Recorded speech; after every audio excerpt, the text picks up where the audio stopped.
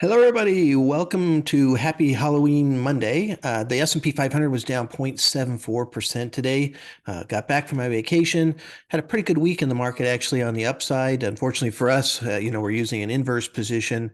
But the one thing that is really consistent here is that interest rates continue to go up, especially on the two-year Treasury. So one of the big battles that's happening right now is that the stock market is looking at whether the Fed is going to pivot, start pausing, maybe raise rates at a slower rate, whatever that might be. And so the stock market starts to go up with some of that news and some of those thoughts. A lot of short covering kind of drives the market up. But if you look at the bond market, it has consistently, week after week, essentially been going up in terms of yield, especially on the two-year Treasury yield, which is the most important yield, I think, for what is going to happen with the Federal Reserve. So the bond market is saying yields are going to continue to go up. Federal Reserve is going to continue to raise rates. Stock market's hoping for something different.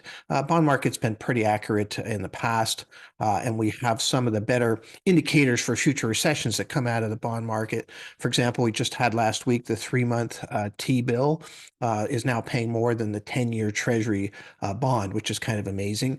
That inversion has a really good track record at predicting recessions, and we just need to see if it'll hold in there for a longer period of time.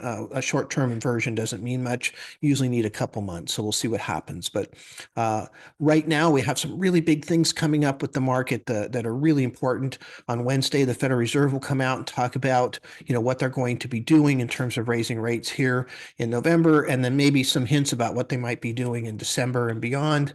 And the market could respond to that, one way or another. They are not going to have a statement of economic projection. So really, it will be what Jay Powell says in his question and answer period as to how that plays out. We also have the jobs report coming out on Friday for last month. A lot of jobs created. Market might come down because that means, inflation is still, possible in that environment, and et cetera. So we have another situation next week, of course, where we have the election, which is a big deal to the market. We'll see how that plays out. Historically, we've seen positive results after the midterm elections. We'll see what happens this time. And then, of course, we have the CPI inflation number coming out next week also. So really big things for the market to digest.